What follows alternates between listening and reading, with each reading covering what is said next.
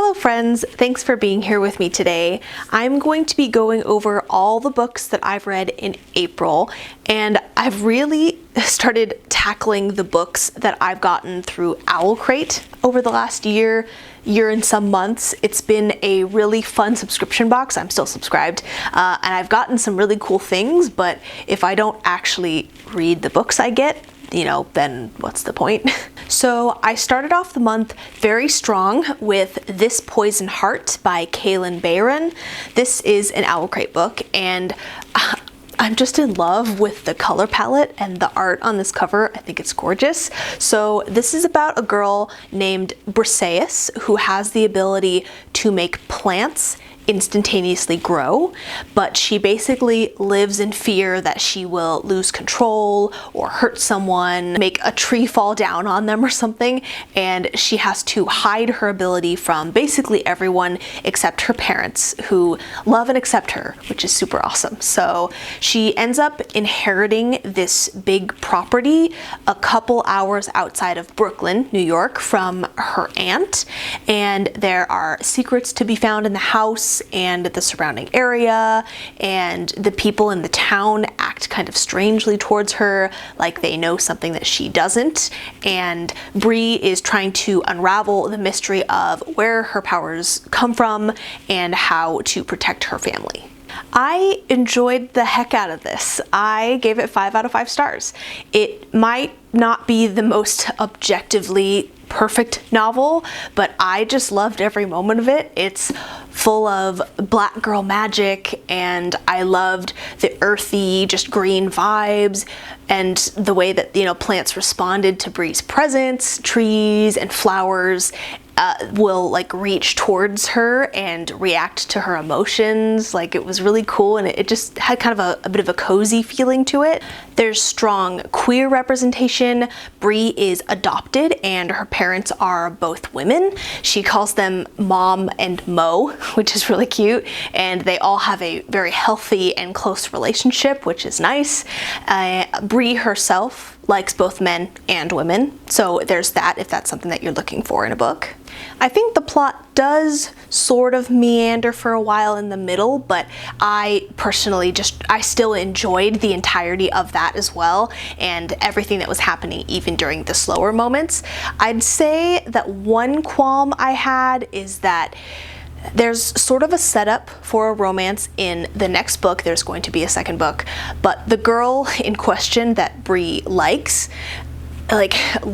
she's not really developed yet in terms of personality, and so far in this book it was very surface level. Basically, Bree thinks she's super hot, and that's really all we got. So I'm not yet convinced that there could be a meaningful romantic relationship just because of that, so we'll see where that goes. The ending was super intense and gripping as everything fell into place and reveals happened. I do wish that we got to see a little bit more of Bree really wielding her powers in this book, but again, there's a sequel coming out this year, and I think that we'll probably see more of that in the second book, which I'm really excited for. So I just loved this, and actually this is the first OwlCrate book I've read so far that I'm giving 5 stars, so that's pretty cool and exciting. My copy also has reversible dust jacket art for the OwlCrate edition, so I just want to show this off because it's super cool. I love it, but I love this cover so much that I'm not going to reverse it because I just love the color scheme and the gold gilding. I just think the design of it is really nice. Then I read Girls with Razor Hearts by Suzanne Young. This is the second book in the Girls with Sharp Sticks series, and I won't spoil anything, but in the first book you're following a girl named Philomena who attends this academy for girls that teaches them how to be beautiful and polite and obedient, and they aren't taught normal school subjects like history or science or math, whatever. It's very creepy. They're basically being groomed. So the main character starts to get this feeling, that things at the academy just aren't quite right, and you follow her and the other girls at the academy as they secretly work to discover the dark secrets being kept by the adults that are in power. And this follows those same girls basically immediately after book 1 ends. And I loved the first book, loved it. It was 5 stars, but I was really disappointed with this sequel. I gave it 2 out of 5 stars. Mainly because of the incessant messaging throughout the whole book. So there's a heavy focus on the criticism of sexism against women and the patriarchy, which as themes are great. I appreciate those criticisms in books, and book 1 did that very well. But in this book, you are just smashed over the head with those topics, and it feels like the conversation is dumbed down because of how it's presented, and it's almost like a caricature of feminism. It's not supposed to be, but it wasn't done very well at all. And men are basically all scum, according to this book, and that also got really tiresome, and it muddled the actual plot of the book. There's supposed to be an investigation happening, but calling it an investigation is a stretch. It's just kind of a lot of pointing fingers and suspicious looks of everybody. I still liked the strong bonds and loving relationships that the girls have for one another, even though the girls themselves are pretty like surface level, not developed a whole lot aside from the main character Philomena. I think there's a decent portrayal of trauma, but this was just kind of a mess that didn't have the subtlety and creep factor that made the first book so amazing. I recently hauled the 3rd book, so I will finish the series eventually, and it's also like 100 pages shorter than the first 2 books, which is nice. I hope the last book will be better than the second, even if it doesn't manage to live up to the first one, but this second book was just kind of a letdown. Then I read A Lesson in Vengeance by Victoria Lee. This is also an OwlCrate book, and it is a sapphic dark academia young adult novel about a girl named Felicity who is starting her senior year at this prep school called Dalloway, and she's returning a year after the death of her girlfriend, which happened on the school grounds. The school has a history of witchcraft in the past, and there were these 5 girls in particular who all died on the property of the dorm she's staying in. She meets this girl named Ellis, who is a prodigy novelist working on her next book, and the 2 of them are, drawn to each other and are investigating the deaths of those 5 girls for the novel that she's writing.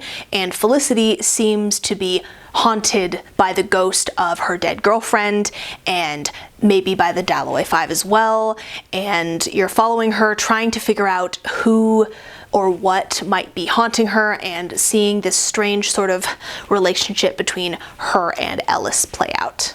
And this one also has a reversible dust jacket that shows the 2 main characters. So the girl with the dark hair is Ellis, and the girl with the blonde hair is Felicity. So I gave this 3 out of 5 stars.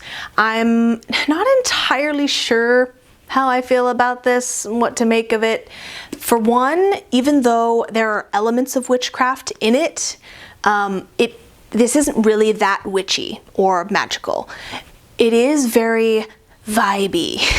It has that haunted dark academia vibe, but every time there was a spooky supernatural moment, it would build and build and then just fizzle out into nothing.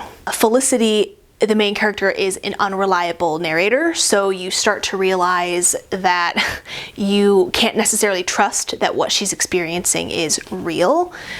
And I personally am not a big fan of reading about toxic relationships, and the relationship between Felicity and Ellis is not normal. It's not romantic or appealing to me. So if you enjoy that kind of trope, then you'd probably enjoy this more than I did. It just sort of meandered a lot, and it oozed that sort of dark and troubled intellectual sort of vibe. The last 100 pages were pretty gripping, and there were moments throughout that were written very beautifully and were entertaining, but overall, I just don't think that this was really my style. Then I read The Postmortal by Drew Magary, and I got this copy from a used bookstore less than a couple months ago, but this was actually one of the oldest books on my Goodreads TBR. I added it when I first started watching BookTube in 2019 and first started getting, recommendations from internet strangers. This is a near future speculative fiction where a cure for aging has been discovered, and you're following a guy named John, just a random guy, a lawyer who gets the cure, and you see how his life and the rest of the world changes as more and more people choose to get it. It's told in a sort of kind of a diary form with news articles sprinkled in, and the first half was very quick, punctuated vignettes almost of all of these things happening and the initial reactions of the world as it was going on. And the second half is more settled and focuses on John when he becomes an end specialist, which is someone who helps people who have the cure end their life for whatever reason. So I enjoyed this and gave it 4 out of 5 stars. It was interesting and unnerving, and I enjoyed seeing how the author's extrapolation of how this cure might affect humanity. So aside from the news article stuff, this is a very focused point of view from just some average guy, and the women in this book aren't very compelling people. They mostly exist for John to interact with and muse about, and this book is viewed through very male eyes and male hormones and stream of consciousness. I know that some people in the reviews I've read have kind of complained about that. So if you're wanting something that includes a woman's perspective, this doesn't have that. His relationships with various women are weird and don't really make a lot of sense, especially the last one. It feels kind of very backwards. John isn't a particularly likable main character necessarily. He's just a guy. I don't think he's meant to be a hero type character, so that's something to keep in mind. But overall, I enjoyed the concept. I was captivated by how things evolved and spiraled. The ending was not a happy ending, but it felt appropriate. Then my third OwlCrate book this month, I read Jade Fire Gold by June C.L. Tan, and I liked the reverse jacket art so much that I decided to go ahead and put it on as the actual cover. This is so gorgeous. I love the colors and I love the art, so I'll put up a picture of what this actually looks like on screen.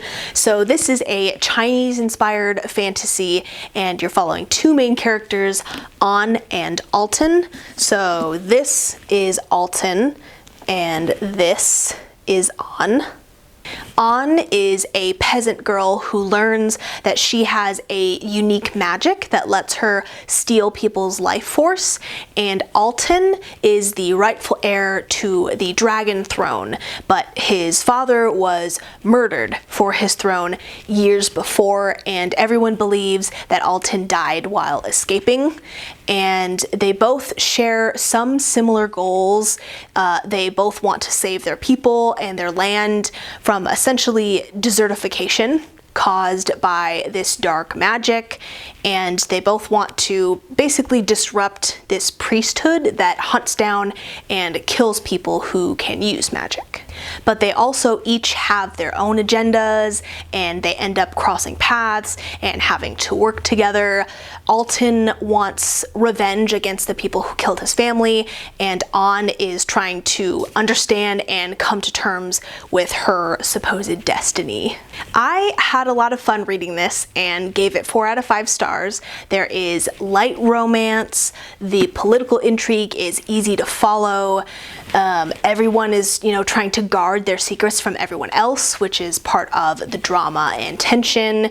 The author was partially inspired by Chinese dramas and wuxia fiction, which I feel like is getting really popular right now. And there's also LGBTQ rep. Several very important side characters are gay and lesbian, if that's something you're looking for. The descriptions of setting and clothing and stuff like that were very beautiful, and there's an epilogue that implies a sequel.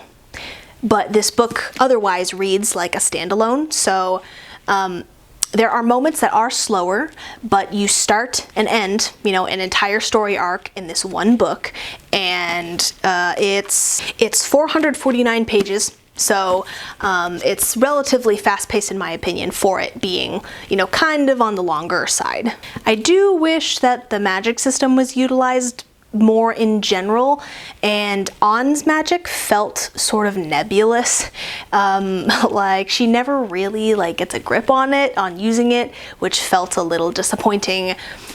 I think the villains were interesting because they weren't just black and white. Everyone kind of has their own priorities and what they think is right, with both the bad guys and the good guys. So yeah, I have a few little criticisms here and there, but overall, I really liked it, and I haven't been able to find anything online about a for sure sequel, but the epilogue completely implies that the story isn't over, and I would definitely buy the sequel if it ever happens. So I finished an audiobook as well, and it was The Rage of Dragons by Evan Winter. This is the first book in a fantasy series. I remember that this got a lot of hype when it was picked up by a publisher a few years ago, and this is an African-inspired fantasy, and you're following this young man named Tao.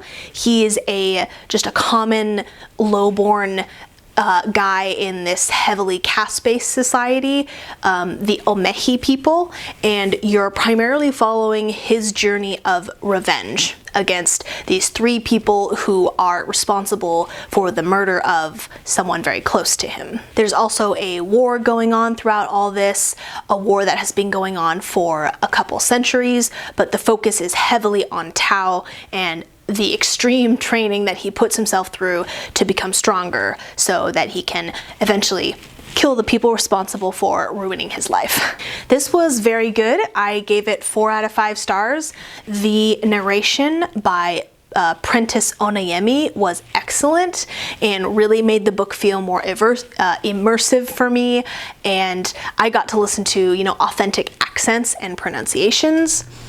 Although, and this is a personal thing, just the way my brain works, because the character names and titles and other things like that aren't European sounding, it's African inspired, it was harder for me to keep track of certain things in my head because I wasn't reading it, so I didn't know how things were spelled.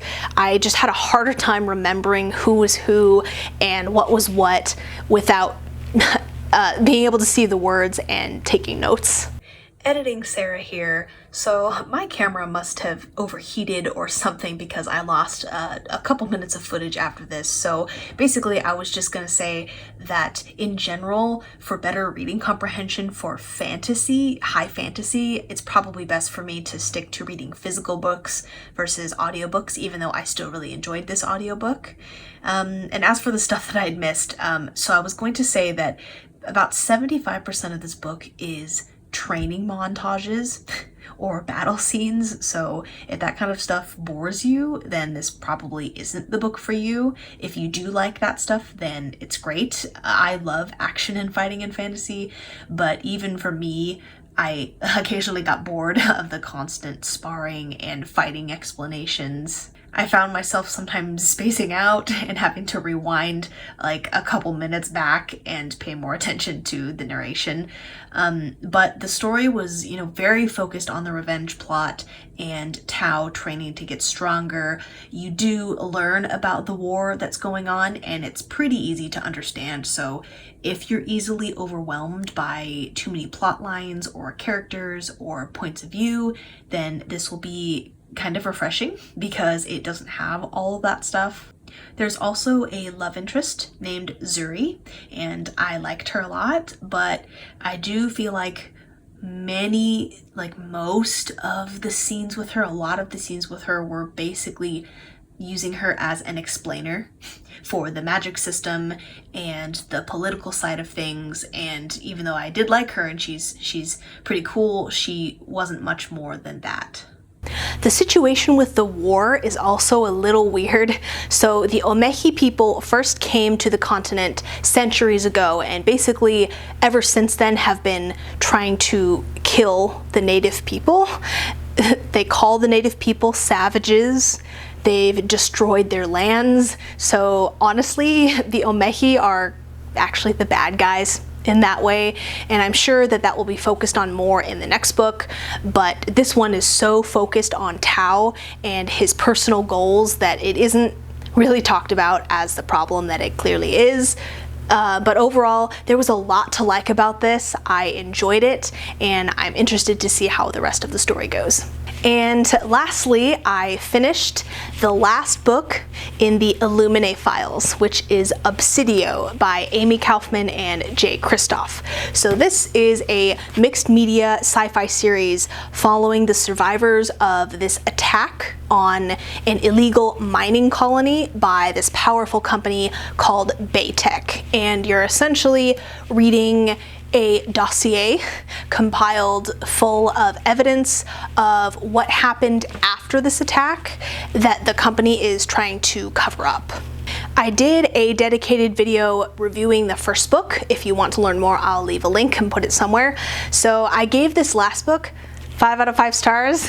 I can't say much without spoilers, but each book focuses on a different set of main characters, and in this book, all of them come together for a last desperate final stand. The couple introduced in this book wasn't my favorite.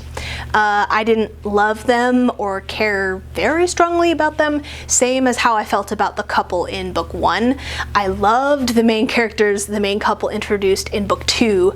Like the other books, this was very cinematic with the way the pages are illustrated and laid out. Here's just a few examples of kind of what you can expect to see in this book and all of the other books. It's very artistic and just full of chat logs and articles and drawings, and it's just really, really fun.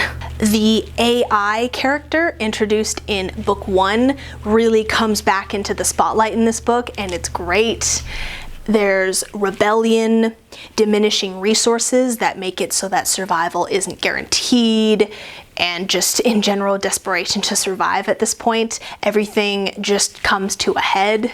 This was just full of drama and characters having to make really hard choices for the greater good, and you get a closer look at the people who do the dirty work for the company that attacked the colony. It was all great. I was satisfied with the ending. I'd still say book 2 is my favorite of all of them, but I really enjoyed all 3.